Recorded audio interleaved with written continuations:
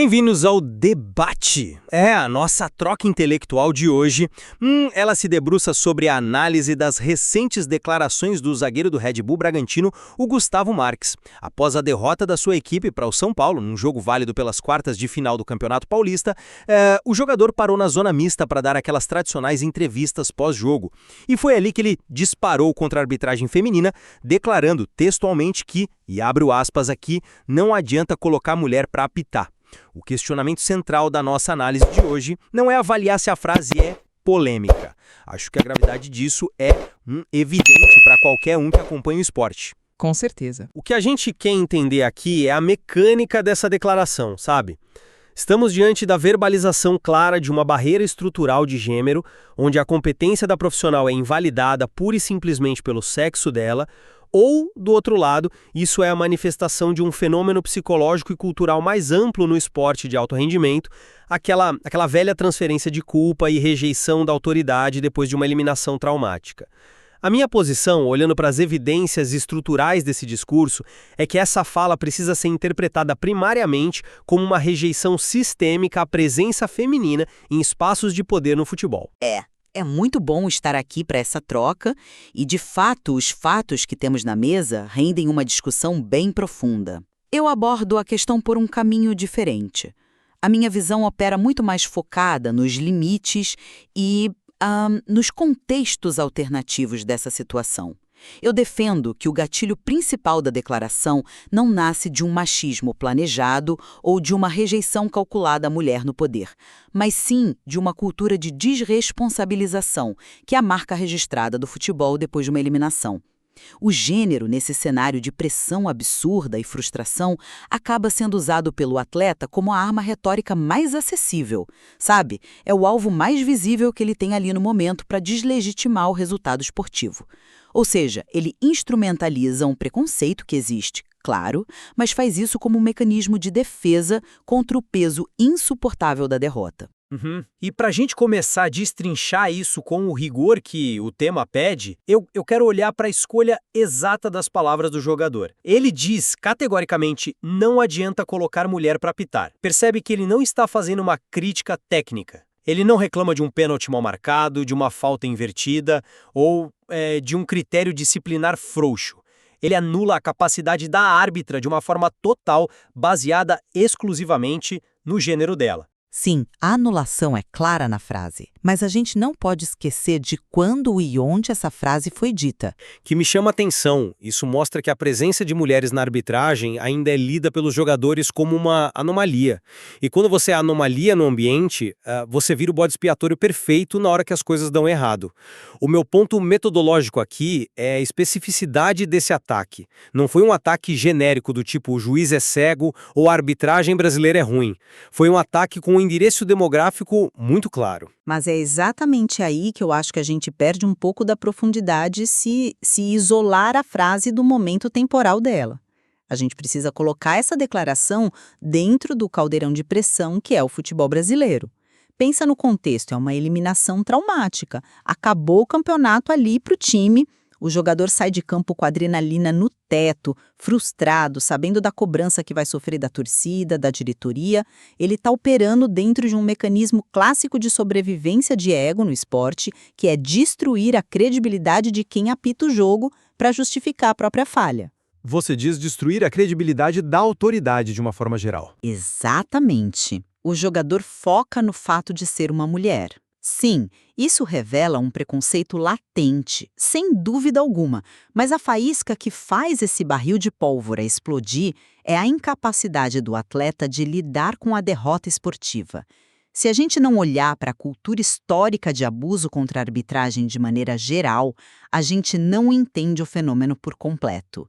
O jogador vai usar qualquer característica distintiva do árbitro para atacá-lo, quando o resultado é ruim. Entendo o porquê de você pensar assim, mas deixe-me apresentar uma perspectiva diferente sobre a dinâmica desse ataque específico. Eu acho que colocar isso apenas na conta do calor do momento subestima o peso da despersonalização que aconteceu nessa fala. Pensa na expressão colocar mulher. Ele não usa nenhum artigo, ele não diz uma mulher ou esta mulher. Ele transforma a profissional em uma categoria genérica. Ele tira a individualidade dela, concordo. Totalmente.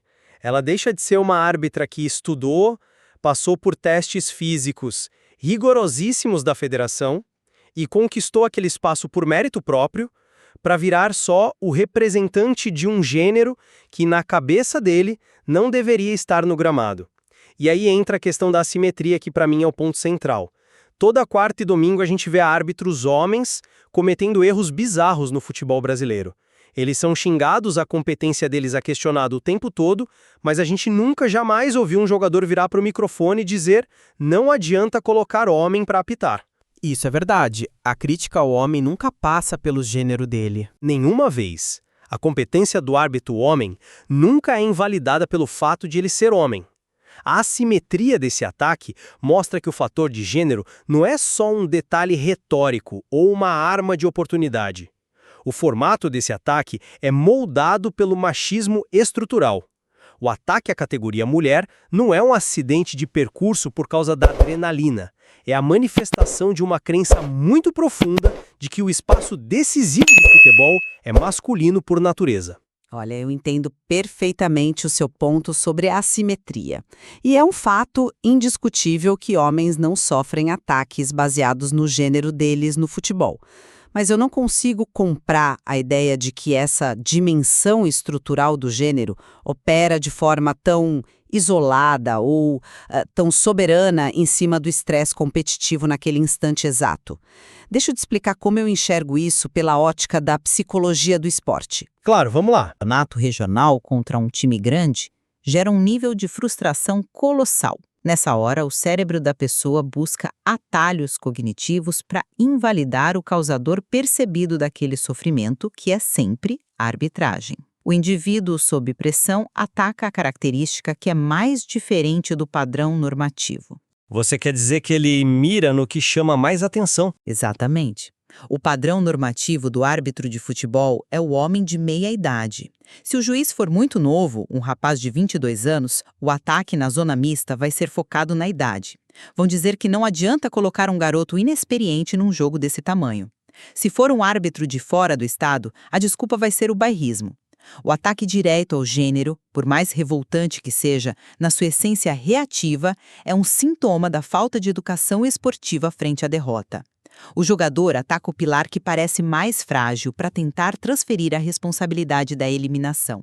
A raiz da ação é a fuga da responsabilidade.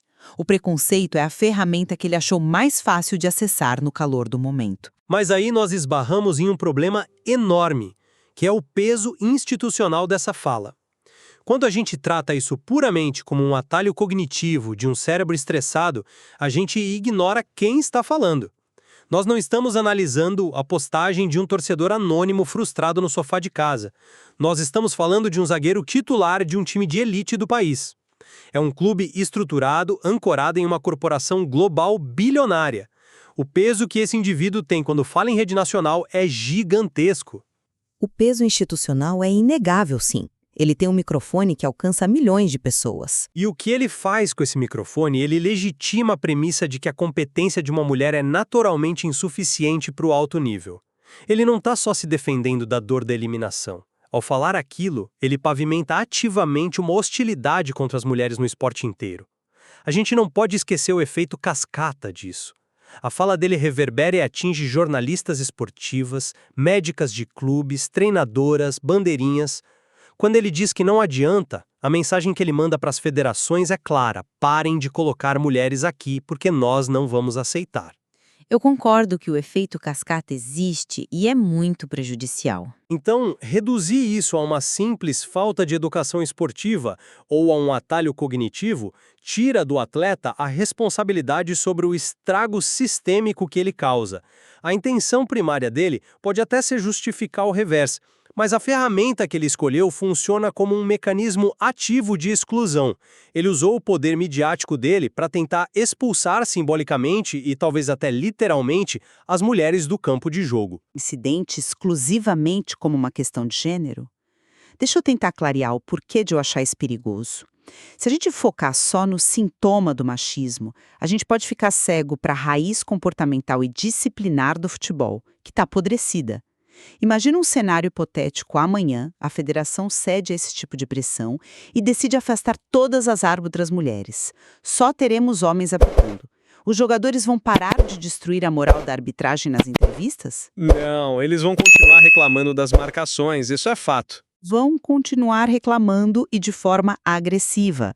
O jogador dispara contra a árbitra porque a cultura histórica e as instituições do futebol permitem, encorajam e muitas vezes até premiam quem ataca a arbitragem. Existe uma impunidade generalizada para a agressão verbal contra árbitros no Brasil. O jogador sabe que pode falar quase qualquer coisa na saída de campo e, no máximo, vai pegar 1 ou 2 jogos de suspensão que o clube depois converte em cesta básica no tribunal. Esse é o solo fértil onde a ofensa misógina conseguiu nascer. Mas você não acha que a ofensa misógina é de uma natureza diferente da ofensa técnica? O foco no viés de gênero é vital para a gente entender a natureza tóxica desse insulto específico. Não estou negando isso. Mas isso corre o risco de mascarar uma urgência ainda maior do nosso esporte, a necessidade de proteger a figura da autoridade em campo contra qualquer tipo de ataque verbal pós-jogo. Se a gente trata só o ataque misógino e esquece a crença do jogador de que ele tem o direito de humilhar quem apita o jogo sem sofrer consequências reais, a gente vai continuar vendo profissionais sendo massacrados, não importa a identidade deles. O problema base é a falência do respeito à autoridade. Eu entendo a sua analogia sobre a impunidade, mas, para mim, ela só confirma a minha premissa de que a derrota funciona apenas como um revelador fotográfico. Sabe aquela sala escura onde a foto vai ganhando contornos quando você mergulha no produto químico? A eliminação é esse produto químico. Ela revelou as crenças estruturais do jogador. É claro que os jogadores reclamam de árbitros homens o tempo todo, mas o vocabulário usado, a fronteira do que o ambiente considera aceitável para atacar um homem, é substancialmente diferente.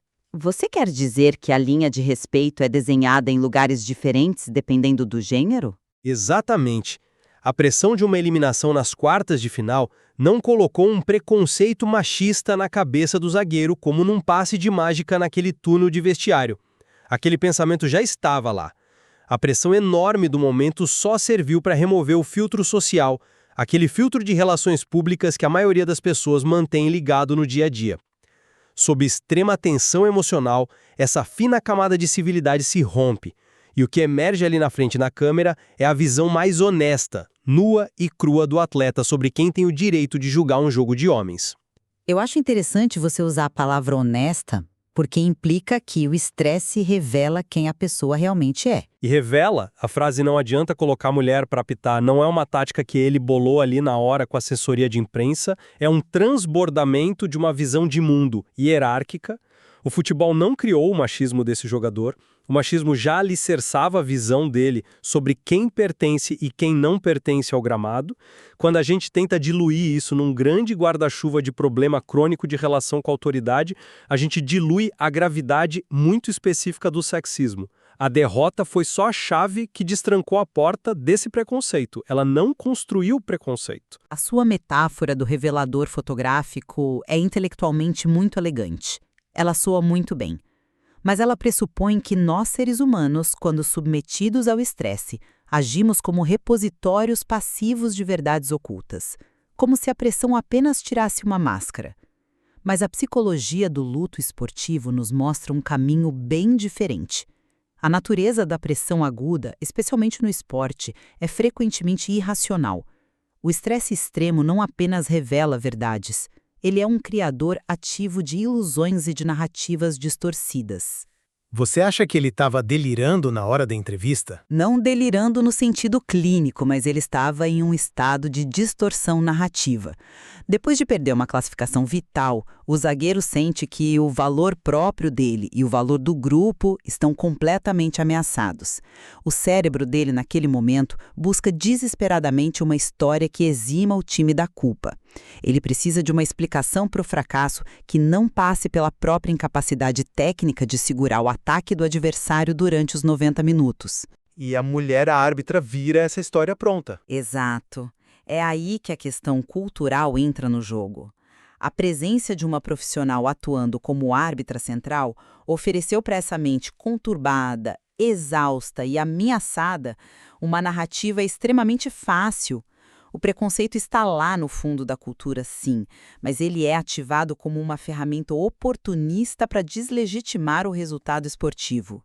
Eu não estou de maneira nenhuma absolvendo a fala ou passando pano para o machismo que tem nela, mas estou sublinhando que a recusa profunda, quase patológica do ambiente do futebol em aceitar a derrota é o grande motor dessa história.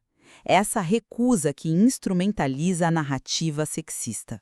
É uma questão de o que vem primeiro, o ovo ou a galinha. Porte. A autopreservação diante do fracasso muitas vezes sequestra os piores vícios que existem na nossa sociedade, como o machismo, só para criar um escudo protetor para o ego do jogador. A doença primária do futebol é não saber perder. O machismo é a arma letal que eles encontram na prateleira para não ter que encarar a derrota de frente. Esse nosso debate realmente nos levou a lugares profundos sobre como o esporte interage com a sociedade e com a nossa linguagem. Caminhando já para a nossa síntese final, eu mantenho a minha posição firme de que as palavras que nós escolhemos importam demais, e elas têm um poder gigante de definir a realidade material ao nosso redor. Uma declaração cravando que não adianta colocar mulher para apitar simplesmente não pode ser relativizada apenas como um subproduto emocional da dor de uma eliminação. Entendo que o peso da frase exige uma análise muito rigorosa mesmo. Exige, porque estamos falando de um ataque direto, estrutural e institucional à presença das profissionais femininas do esporte de alto rendimento. E o fato de essa frase ter sido usada como desculpa para uma queda nas quartas de final, na minha visão, não enfraquece a tese do viés de gênero. Muito pelo contrário, apenas a confirma com mais força. Isso demonstra para todo mundo que aquelas velhas barreiras de gênero nunca foram totalmente superadas no futebol. Elas ficam ali, adormecidas, prontas para serem acordadas e usadas como arma no momento exato em que a pressão aumenta. Na hora que os riscos ficam altos, a presença da mulher ainda incomoda o establishment masculino, especialmente quando eles precisam encarar um fracasso. Eu concordo que essa nossa troca demonstrou bem a densidade e a complexidade que essa matéria esportiva trouxe à tona. Eu não divirjo de forma alguma de você sobre o impacto deletério e prejudicial que o viés de gênero tem nas palavras desse atleta. Isso é inegável, tem que ser debatido e escrutinado sempre. Mas, ao mesmo tempo, eu reitero que a leitura mais precisa e completa desse incidente precisa englobar a interseção dessas duas coisas. É uma batida frontal, uma interseção tóxica entre os preconceitos sociais que a gente carrega e a histórica recusa do ecossistema do futebol em aceitar uma derrota com um pingo de dignidade. É um ambiente que ensina a sempre culpar o outro, né? O tempo todo. O desrespeito constante e quase institucionalizado à figura do árbitro é a regra fundacional do esporte hoje. É a doença crônica.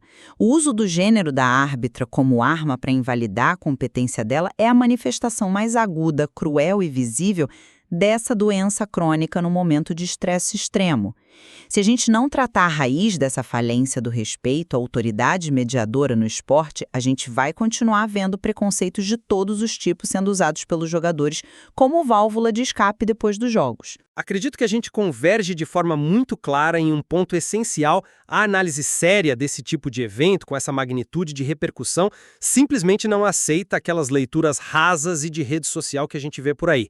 Olhando para a materialidade dos fatos que exploramos hoje, a dureza dessa declaração, o contexto da eliminação, a incapacidade do atleta de processar a própria derrota, a gente tem em mãos um microcosmo perfeito. É um laboratório para a gente tentar compreender de uma forma bem mais ampla como as dinâmicas de poder, de preconceito estrutural e da quebra de autoridade operam quando um grupo de pessoas é submetido a uma pressão extrema por resultados. Absolutamente de acordo.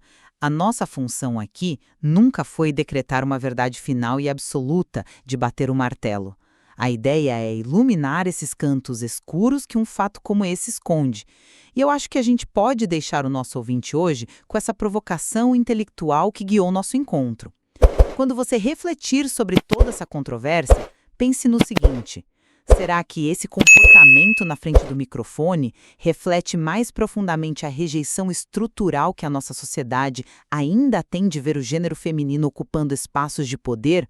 Ou será que o que nós testemunhamos foi primariamente a falência total do respeito e a incapacidade de responsabilização esportiva no momento de crise aguda? O material que nós analisamos hoje é riquíssimo, cheio de camadas, e certamente abriga várias outras nuances que merecem ser exploradas por quem tenta decifrar a cabeça do esporte contemporâneo.